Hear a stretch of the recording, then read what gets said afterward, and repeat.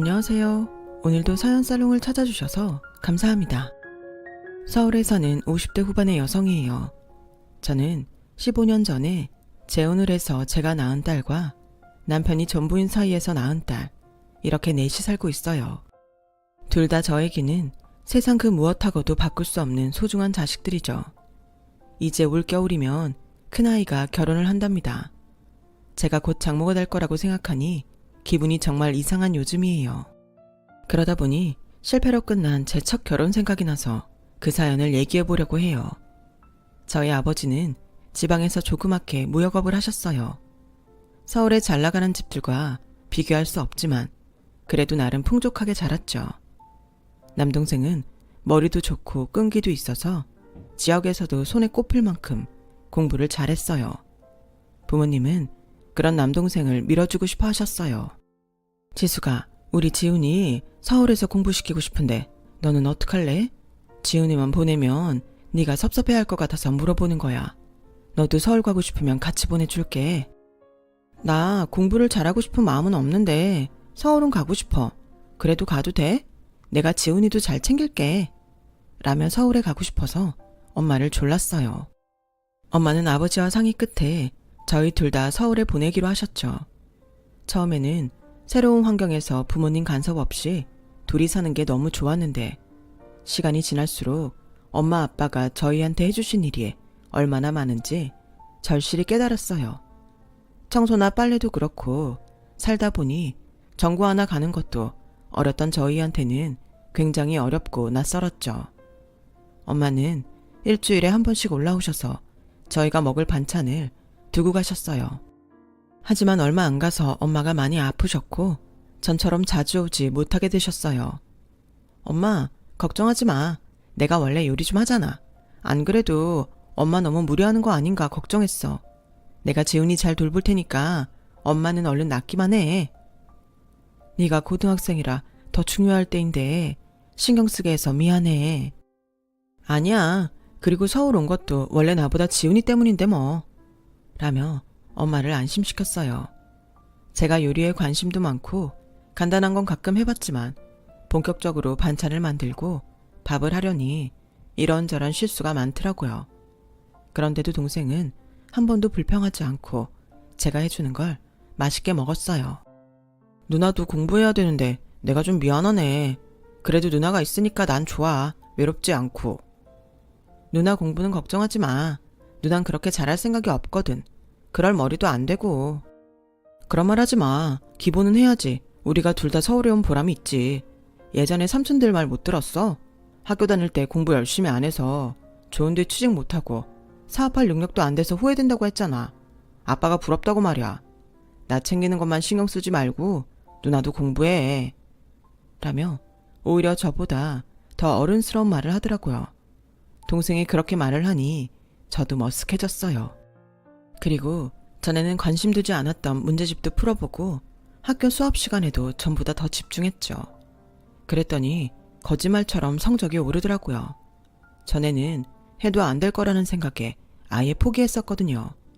기본만 하면 된다는 동생 말이 뭔지도 알았죠. 누구든 학교 수업 시간에 잘 듣고 그날 복습만 잘해도 어느 정도 성적이 나오는 거였어요.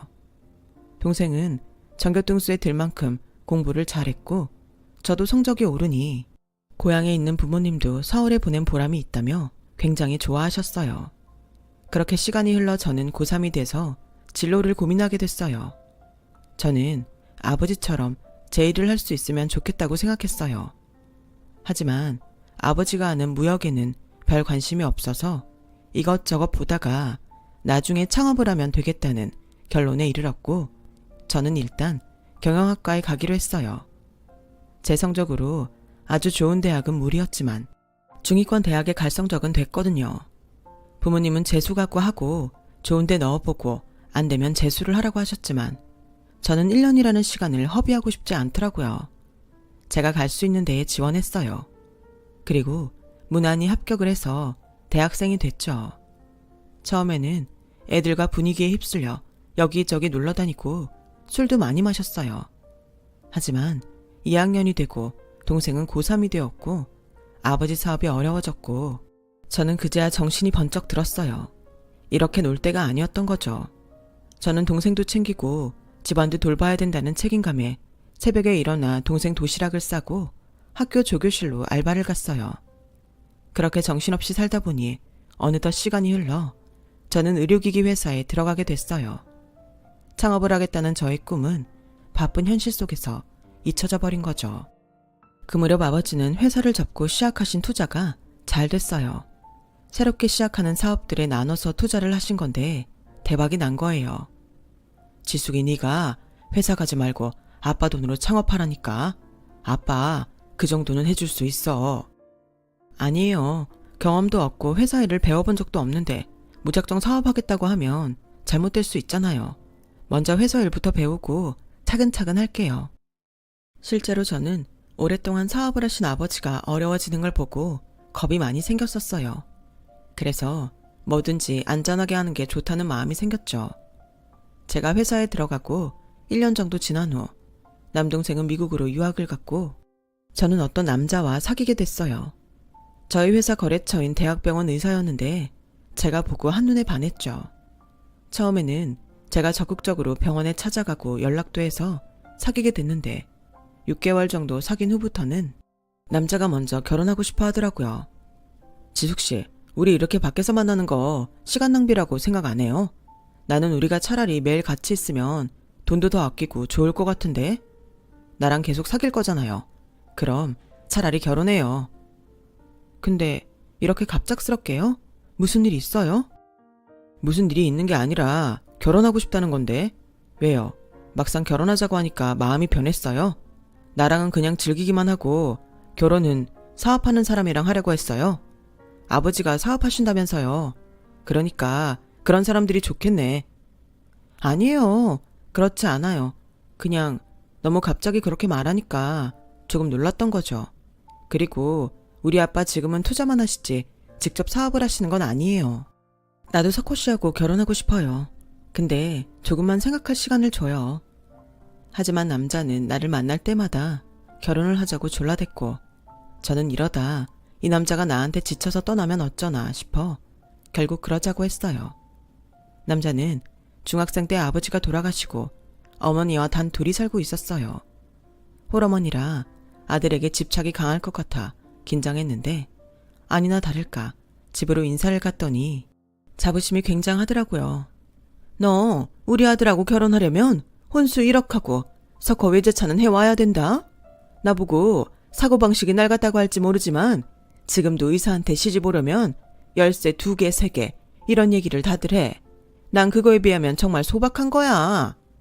라고 대놓고 얘기하는데 진짜 말문이 막히더라고요. 엄마는 무슨 사람 보자마자 그런 얘기를 해. 지숙씨 놀라겠네. 지숙씨 집 그렇게 예의 없는 집안 아니야. 아버지도 사업하셨고 남동생은 지금도 미국에서 공부하는데 그렇죠 지숙씨? 라는데 우리 집에서 혼수를 제대로 안 하면 안 되겠구나 그런 생각이 들더라고요. 그때는 제가 너무 순진했던 것 같아요. 부모님도 의사사회라고 하니까 그 정도는 해야 되지 않겠냐고 하셨어요. 엄마는 네가 혼수 문제로 그 집에 가서 괜히 눈치 받는 거 싫어. 해달라고 하는 건 깔끔하게 다 해가지고 가. 우리가 돈이 없는 것도 아닌데 뭐하러 그런 취급을 받아. 넌 걱정 말고 결혼식 준비나 잘해. 라시며 남자 어머니가 해달라고 한 밍크코트에 비취에 옥 보석 세트까지 전부 맞춰서 보내셨어요. 저는 제 결혼이 꼭 돈하고 맞바꾸는 것 같아서 기분이 썩 좋지는 않았지만 나이든 부모님들은 그런 걸 당연하게 생각하니 어쩌겠나 싶은 마음이 들었어요. 그런데 결혼하자마자 시어머니는 저한테 아이부터 낳으라고 볼 때마다 잔소리를 하더라고요. 회사 그만두고 아이 가질 생각해. 늦게 가지면 좋을 거 하나도 없어. 석호한테 건강한 후계자를 만들어주려면 빨리 해야 돼. 어머니, 아이라는 게 그렇게 자꾸 말씀하신다고 생기는 거 아니잖아요. 저희 결혼한 지 얼마 되지도 않았는데 조금 기다려주세요. 얘봐라. 너 어디서 그렇게 따박따박 대드니? 니네 엄마가 그렇게 가르쳤니? 네가 좀 집이 산다고 나랑 석호 우습게 보는 거냐? 그런 게 아니라요. 제 입장을 말씀드리는 거예요. 됐다. 아주 사람 민망하게 만드는데 체주가 용하구나. 니들 잘 사는 사람들은 남 무시하는 게 보통인가 본데 우린 아니다. 어디서 그렇게 가정교육 못 배운 티를 팍팍 내는 거냐? 시댁도 못 사는 집이 아니었는데 번번이 저런 식으로 말을 하니 제가 당해낼 재간이 없었어요. 남편은 그나마 자기 어머니가 깐깐한 걸 알고는 있더라고요. 당신이 고생 많은 거 알아. 엄마가 좀 생각이 옛날 스타일인데 어쩌겠어. 노인한테 고치라고 할 수는 없잖아. 그거야 나도 알지만 너무 힘들게 하시니까 그렇지. 시간 더 지나면 서로에 대해 알아가고 익숙해질 거야. 그나저나 난 요새 병원 근무가 너무 힘들다. 대학병원 내 정치질도 빡세고 동기들 하나 둘씩 개원하기 시작하는데 부럽더라. 당신 장인어른한테 얘기 좀 잘해서 나 개원하는데 투자해 주셨으면 좋겠는데. 뭐 얘기는 해볼 수 있는데 무슨 계획이라도 있어? 그건 지금부터 생각해보면 되잖아. 당신 얘기해 줄 수 있는 거지? 지금부터 생각이라니. 그럼 아무 계획도 없이 무조건 개원하겠다고 하는 거야? 그럼 안 되지. 아빠한테 확실히 얘기할 수 있는 게 있어야지. 어디에 개원할 거고 어떤 식으로 운영하고 한 달 수입은 얼마 예상한다. 이 정도라도 있어야 되지 않겠어? 아, 진짜 그렇게 빡빡하게 굴 거야? 설마 장인어른이 사위인 나한테 그렇게까지 하신다고? 당신이 이렇게 하나하나 따지고 피곤하게 구니까 우리 엄마도 속상해서 더 그러는 거 아니야. 진짜 나도 섭섭하려 그러네. 라며 도리어 삐져서 다음날까지 저한테 말도 안 하는데 저는 정말 제가 큰 잘못이라도 한 것만 같더라고요. 별 수 없이 제가 대충 개원 계획서를 짜서 친정으로 들고 갔어요. 사위가 병원 낸다는데 해줄 수 있는 건 당연히 해줘야지. 근데 하고 싶으면 자기가 와서 당당히 말해야지. 널 내세우는 게 마음에 들지 않는다. 그이가 요새 많이 바쁘대. 병원 일이 많이 힘든가 봐요. 이해해 주세요. 제 말에 아버지는 한숨을 푹 쉬더니 알았다고 하셨어요. 아버지 허락이 떨어지고 남편은 신이 나서 대학병원 관둘 준비를 했고 강남에 상가를 알아보고 개원 준비를 할 무렵 저는 임신 사실을 알았어요. 친정에서는 다들 축하해 주는데 그렇게 닥달을 하던 시어머니는 너 이제부터 정말 뭔가 좀 조심해야 된다. 첫 아이가 유산 잘 되는 거 알지? 어디 나서고 돌아다니지 말고 남편이 하는 일에도 아무 말 하지 말고 네가 입이 좀 방정이잖냐. 그러니까 개원도 출산도 잘 되려면 네가 잘해야 되는 거야. 알았어? 라며 겁만 주더라고요.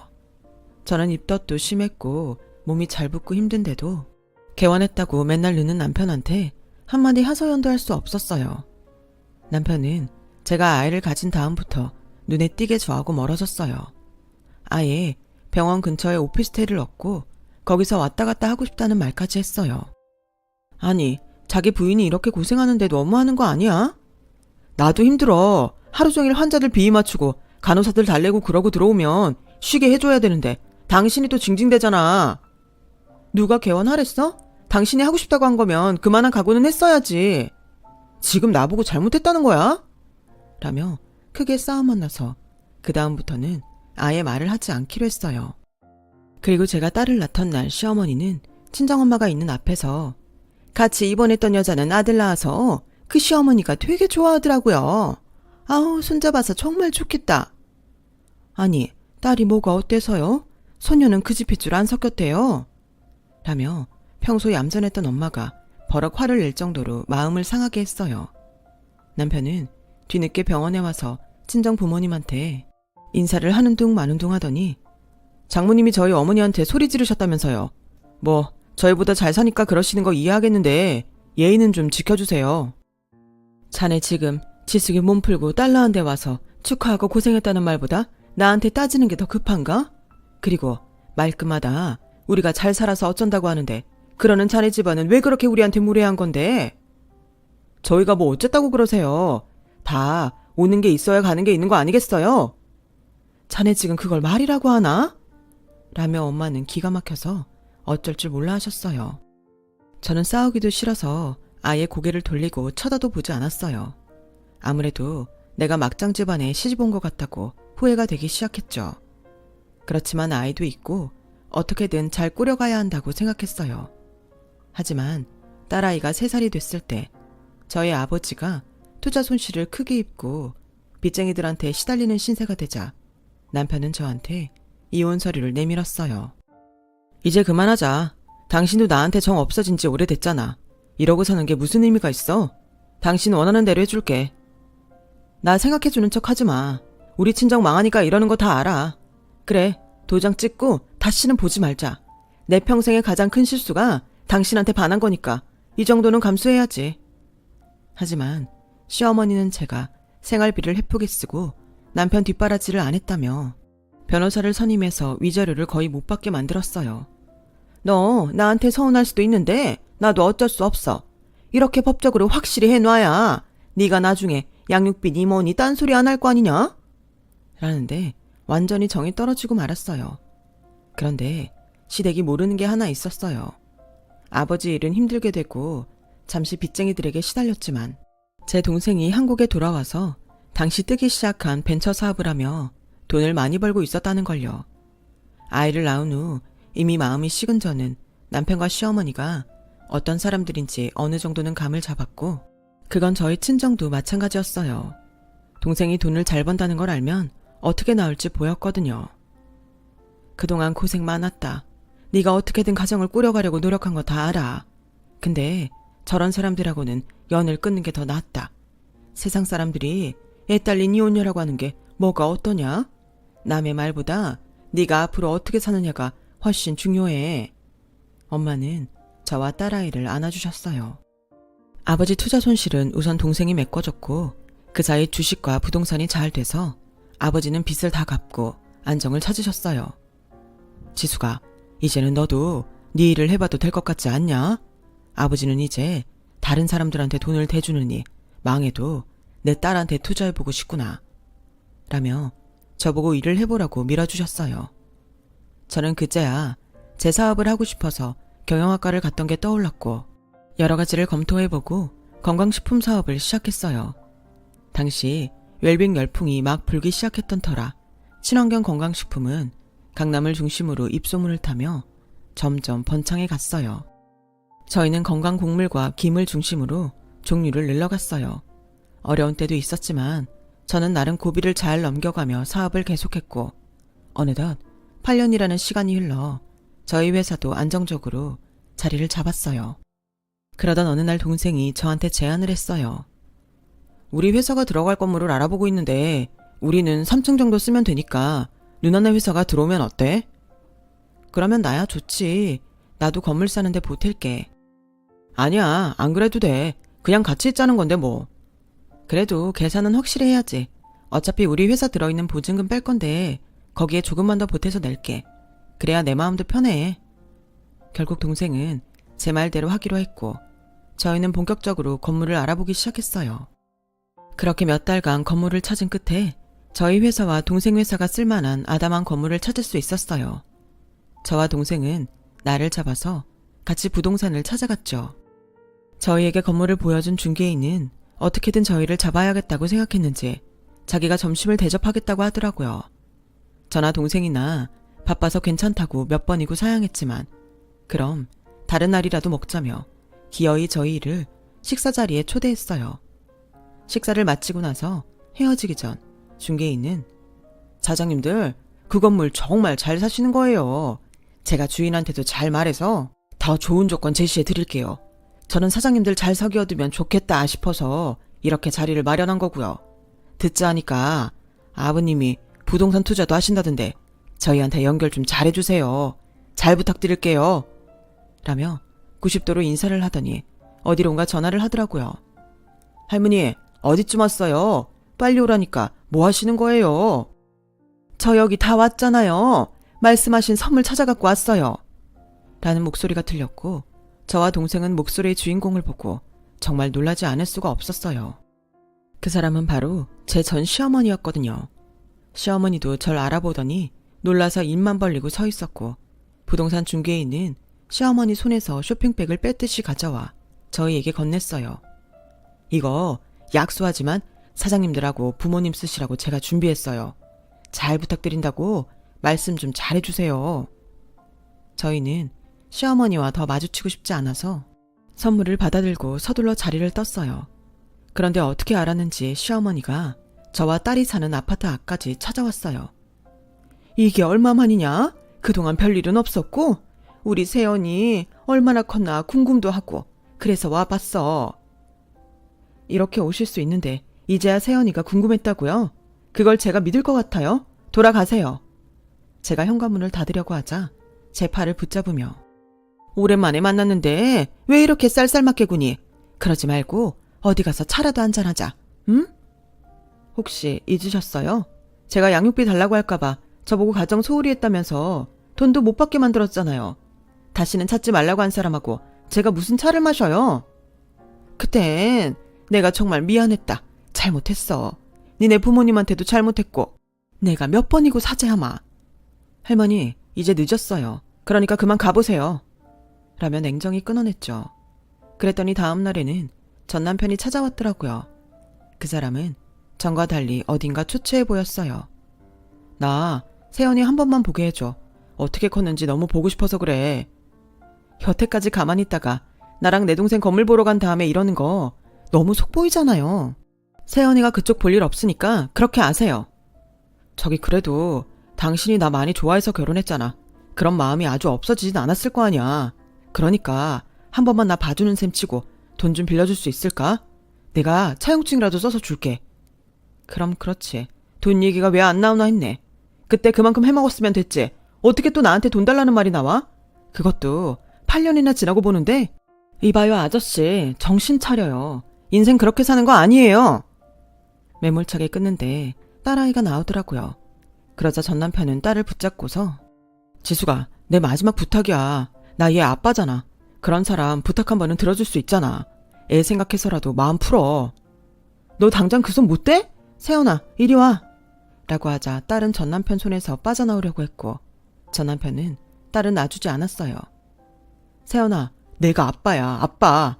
이거 나요. 딸이 소리 지르자 전 남편은 놀라서 아이를 놓았고 딸은 얼른 저한테 안겼어요. 당신은 얘 아버지도 아니야. 그러니까 좋게 말할 때 돌아가. 아니면 경찰 부를 테니까. 라고 엄포를 놓자 남편은 어쩔 수 없다는 듯 돌아갔어요. 알고 보니 남편은 병원 운영을 허술하게 해서 환자도 다 놓쳤고 재혼한 다음에 환자와 바람을 핀게 들켜서 이혼을 당한 후 막대한 위자료를 물어줬다고 해요. 그래서 시어머니가 중개인 집에서 도우미로 일하고 있었던 거고요. 남편은 다른 병원의 페이닥터로 일하면서 근근히 살아간다더군요. 두 사람은 몇 번이나 연락을 하며 찾아왔지만 저희는 아예 법원에 접근금지 명령을 신청해서 오지도 못하게 했어요. 전 남편은 딸아이가 놓으라며 소리 지른 게 충격적이었던 모양이더라고요.